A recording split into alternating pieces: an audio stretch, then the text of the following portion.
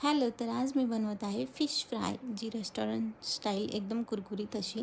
तर बघा, इकडे मी फिश घेतलेली आहे. तिला 2 पाण्याने व्यवस्थित स्वच्छ धुवून घ्यायचं आहे. त्याच्यानंतर मी अर्धा लिंबूचा रस घेतलेला आहे, तोही मी त्यात ॲड केलेला आहे.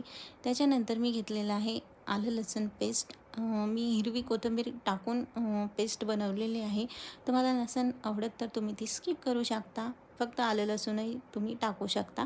त्याच्यानंतर मी घेतलेला आहे सीमा टिक्का मसाला. इकडे मी माझी फिश जेवढे आहे तेवढाच 2 चमचे मी मसाला ॲड केलेला आहे आणि तो मसाला आपल्याला पाणी न टाकता मिक्स करून घ्यायचा आहे. तर बघा, इकडे मिक्स केला आहे मी न पाणी टाकता. आणि त्याच्यानंतर आपल्याला जाड असा रवा घ्यायचा आहे कोटिंग करण्यासाठी. तर मी इकडे जाड रवा घेतलेला आहे.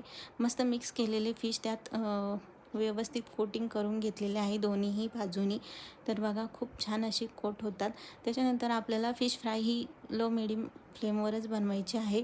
तर इकडे मी पॅनमध्ये ऑइल टाकून घेतलेलं आहे आणि आपल्याला फिश त्यात व्यवस्थित फ्राय करून घ्यायची आहे. हवं तर तुम्ही त्यात झाकणही ठेवून फ्राय करू शकता. व्यवस्थित अशी कुरकुरीत ती होऊन जाते.